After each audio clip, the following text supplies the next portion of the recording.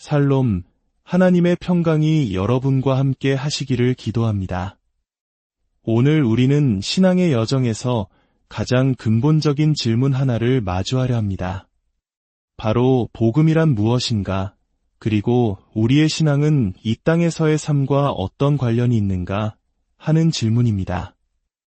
많은 분들이 복음을 단순히 죽음 이후 천국에 가기 위한 티켓 정도로 생각하곤 합니다. 하지만 성경이 말하는 복음은 그보다 훨씬 더 장대하고 역동적인 이야기입니다. 본격적인 이야기에 앞서 잠시 여러분의 마음을 모아주시면 감사하겠습니다. 만약 오늘 나누는 말씀을 통해 하나님의 은혜와 진리의 빛을 발견하신다면 조용히 구독과 좋아요를 눌러주십시오. 여러분의 작은 손길이 이 귀한 복음의 이야기를 더 많은 이들에게 전하는 선한 도구가 될 것입니다. 이 영상을 보는 모든 분들의 삶에 하나님의 인도하심과 축복이 가득하기를 소망합니다. 자, 이제 함께 깊은 묵상의 여정을 시작하겠습니다. 하나님께서는 우리가 이 세상을 누리고 그 안에서 충만한 삶을 살며 그분의 살아있는 증인이 되도록 창조하셨습니다. 예수님께서는 이미 십자가와 부활을 통해 결정적인 승리를 거두셨고 마지막 날 궁극적인 승리를 완성하실 것입니다. 그렇다면 오늘을 살아가는 우리의 임무는 무엇일까요? 바로 이 현재의 시간 속에서 신실하게 살아가는 것입니다. 많은 사람들이 기독교의 역사를 이렇게 요약합니다.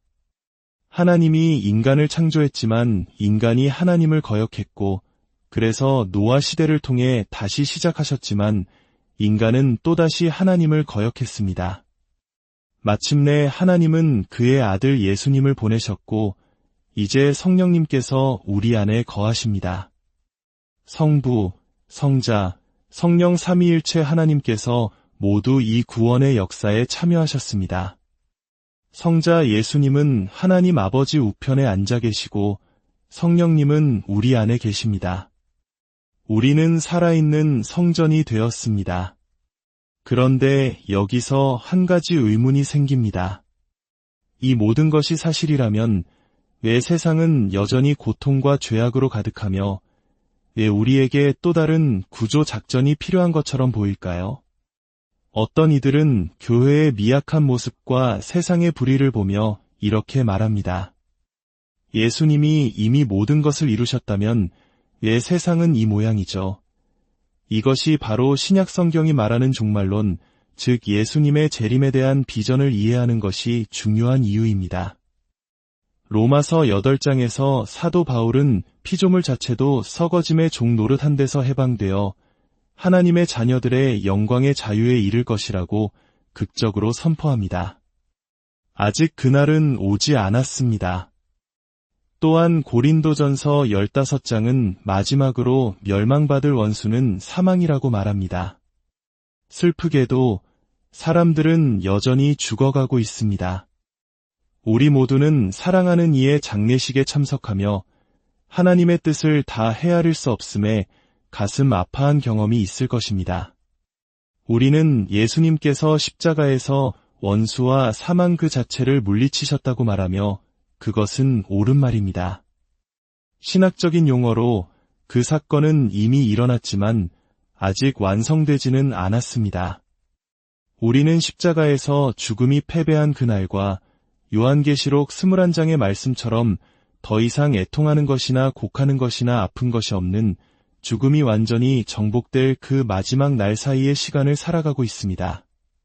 바로 이 시간 동안 사도 바울이 고린도전서 15장과 에베소서 6장에서 말하는 것처럼 영적인 전투는 계속되고 있습니다. 그리고 교회는 이 전투에 참여해야만 합니다. 왜냐하면 성령님이 내주하시는 교회는 지금 이 순간에도 세상을 다스리시는 예수님의 사역에 동참하고 있기 때문입니다. 그 사역에는 어둠의 영역을 물리치고 하나님의 나라를 확장하는 일이 포함됩니다. 이 사실을 이해하지 못하면 우리 그리스도인들에게 나쁜 일이 닥쳤을 때 우리는 쉽게 절망에 빠집니다.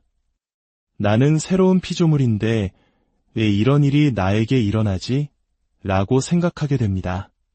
하지만 성경의 대답은 다릅니다. 당신이 새로운 피조물이기 때문에 오히려 당신은 원수에게 맞서 싸우는 최전선에 서 있는 것입니다. 이는 위험하고 어려운 일이며 기도와 금식, 그리고 지혜를 요구하는 영적 싸움입니다.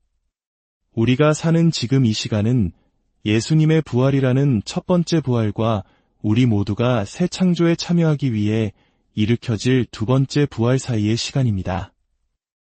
이 사실을 깨닫는 것이 바로 지금 여기에서 그리스도인으로서 순종하는 삶을 배우는 데 있어 가장 중요한 열쇠입니다. 그렇다면 이런 질문을 던져볼 수 있습니다. 예수님은 이 땅에서 그에게 맡겨진 모든 사명을 완수하셨을까요?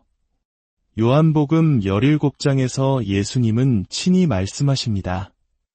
아버지께서 내게 하라고 주신 일을 내가 이루어 아버지를 이 세상에서 영화롭게 하였사오니, 그리고 2장 뒤인 십자가 위에서 그분의 마지막 말씀은 다 이루었다 였습니다. 이는 마치 창세기 2장에서 하나님께서 하시던 모든 일을 마치셨다는 선언과 연결됩니다. 예수님은 그때 그에게 주어진 일을 완수하셨습니다. 하지만 사도 바울은 고린도전서에서 그가 모든 원수를 그 발 아래에 둘 때까지 반드시 왕 노릇하시리니 라고 말합니다.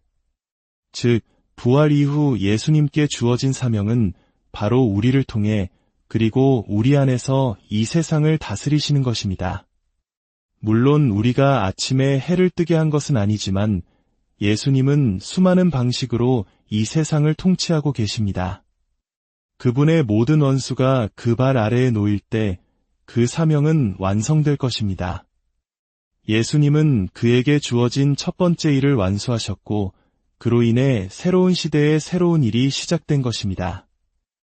어떤 이들은 예수님께서 당시 세상을 지배하던 로마의 권력을 몰아내지 않으셨다는 점을 지적합니다. 오히려 가이사의 것은 가이사에게 라고 말씀하셨죠. 이것이 우리가 세상의 어둠과 악을 보면서도 예수님처럼 우리에게 주어진 사명을 지금 여기서 완수할 수 있다는 의미 아닐까요? 여기서 우리는 중요한 지점을 발견합니다. 요한복음 16장에서 예수님은 성령님이 오시면 세상을 죄와 의와 심판에 대하여 책망하실 것이라고 말씀하십니다. 이것은 교회의 소명과 연결됩니다. 세상의 통치자들에게 책임을 묻는 것, 그것이 교회의 역할 중 하나라는 것입니다. 안타깝게도 지난 수세기 동안 특히 18세기 이후 서구 문화는 하나님의 영역과 인간의 영역, 즉 영적인 것과 세속적인 것을 분리해왔습니다. 우리는 세상의 권세에 대한 비판을 멈추고 그 책임을 세속 언론에 넘겨주었습니다. 하지만 성경은 모든 것이 연결되어 있다고 말합니다. 우리는 분리하는 자들이 아니라 모든 것을 다시 연결하는 자들이 되어야 합니다. 물론 이것은 교회가 세상의 권력을 잡고 사람들을 억압해야 한다는 의미가 결코 아닙니다. 예수님께서 왕이 되신 길은 십자가를 통한 것이었습니다. 가시관을 쓰시고 유대인의 왕이라는 죄패 아래에서 그분은 왕이 되셨습니다. 예수님은 권력이 어떻게 사용되어야 하는지를 완전히 재정의하셨습니다. 그것은 바로 사랑의 힘입니다. 그러므로 교회가 성령을 받았다는 것은 이제 우리가 세상의 방식대로 힘을 휘두를 수 있게 되었다는 뜻이 아닙니다. 교회는 예수님을 닮은 모습, 즉 십자가를 지는 모습으로 그 강력한 통치에 참여합니다. 사도 바울이 말한 것처럼 우리는 세상의 더러운 것과 만물의 찌꺼기같이 되어 매를 맞고 비방을 당하고 거짓 모함을 받기도 합니다. 역설적이게도 바로 그 방식을 통해 십자가의 메시지가 세상에 전파되는 것입니다. 그렇다면 하나님의 형상이란 무엇일까요? 초기 교회의 신학자들은 이 질문에 대해 깊이 고뇌했습니다. 그것이 우리의 생각이나 상상력 혹은 의지 같은 어떤 내적인 부분을 의미하는 것일까요? 하지만 창세기의 핵심은 그것이 아닙니다. 하나님께서는 하늘과 땅이라는 세상을 창조하시고 그 중심에 자신의 형상, 즉 인간을 두셨습니다. 인간은 세상을 다스리는 하나님의 대리인, 즉 왕 같은 제사장으로 부름받았습니다. 이것이 바로 부활신앙이 우리의 삶을 어떻게 바꾸어야 하는지를 보여주는 핵심입니다. 하나님의 나라가 이미 시작되었고 우리는 그 나라의 일꾼들입니다. 우리는 이 땅에서 우리의 자리를 온전히 감당하지 못하고 있습니다. 이제 많은 이들이 궁금해하는 요한계시록에 대해 이야기해 보겠습니다. 요한계시록의 내용은 얼마나 성취되었을까요? 분명한 것은 요한계시록 21장과 22장에 묘사된 새하늘과 새 땅, 즉 죽음과 슬픔과 고통이 사라진 세상은 아직 도래하지 않았다는 점입니다. 그렇다면 그 중간의 내용들은 어떻게 이해해야 할까요?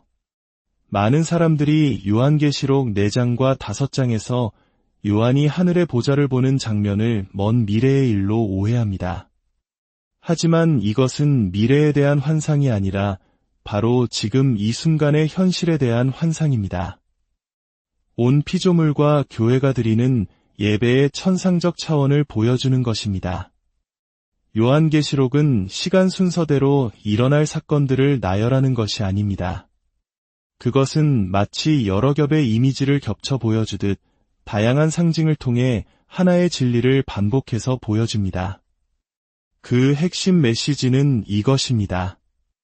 예수님께서 승리하셨고 그분은 궁극적인 승리를 거두실 것이며 우리의 임무는 현재를 신실하게 살아내는 것이다. 그렇다면 구원이란 무엇일까요? 그것은 단순히 우리가 천국에 가는 것을 의미하지 않습니다. 구원은 난민과 굶주린 이들, 병든 이들의 현실적인 문제와도 깊이 관련되어 있습니다. 예수님께서는 사람들의 즉각적인 필요를 외면하지 않으셨습니다. 따라서 우리의 구원관이 현실 도피적인 비전이 되어서는 안 됩니다. 하나님께서 창조하신 이 세상은 하늘과 땅이 분리되도록 설계된 것이 아니라 하나가 되도록 설계되었습니다. 그리고 그 연합 속에서 태초에 하나님께서 선포하셨던 심히 좋았더라는 그 선함이 폐지되는 것이 아니라 더욱 강화될 것입니다. 이것이 우리 일상에 어떤 의미를 가질까요? 이 진리는 매일 아침 우리의 예배와 기도 생활을 새롭게 해야 합니다. 아침에 일어나 기도하고 성경을 읽을 때 우리는 새로운 피조물로서 살아갈 힘을 공급받는 것입니다. 또한 우리는 하나님께서 이 땅에서 새 창조의 일을 하고 계시며 우리를 그 프로젝트에 동참하도록 부르신다는 기대를 가져야 합니다. 물론 그 길은 힘들고 어려울 것입니다. 고난과 희생이 따를 것입니다. 때로는 벽에 머리를 부딪히는 것처럼 느껴지고 우리가 잘못된 방향으로 가고 있는 것은 아닌지 의심하게 될 때도 있을 것입니다. 바로 그때가 우리가 그리스도의 몸 안에서 서로를 필요로 하는 순간입니다. 우리가 하나님의 나라를 위해 일하기 시작하면 예상치 못한 어려움과 반대가 폭풍처럼 몰아칠 수 있습니다.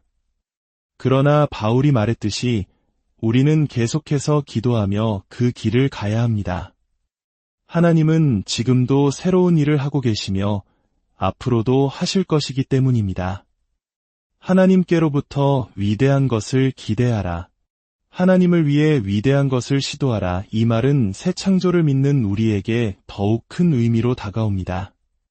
많은 그리스도인들이 거룩한 삶을 살고자 하는 진실한 열망을 가지고 있지만 선한 일을 하려고 애쓰지 말라. 그것은 행위로 자신을 의롭게 하려는 것이다. 라는 잘못된 가르침에 의해 방해를 받습니다. 이것은 엄청난 오해입니다. 세례를 받고 헌신을 서약하고 하나님의 백성이 되었다면 죽는 날까지 우리는 무엇을 하며 살아야 할까요? 그저 다른 사람 몇 명을 전도하며 시간을 보내는 것이 전부일까요? 그것은 신약 성경이 말하는 그리스도인의 삶과는 거리가 멉니다. 우리가 하나님의 궁극적인 새 창조의 작은 모델, 즉 새로운 피조물이 되도록 부름받았다고 말할 때 우리의 삶에는 수천 가지의 소명이 열립니다. 하나님은 어떤 사람들은 아프리카에서 우물을 파도록 부르시고 어떤 사람들은 신학교에서 히브리어를 가르치도록 부르십니다. 그 사이에는 무수한 다른 소명들이 있습니다. 당신의 소명이 어디에 있는지 찾으십시오.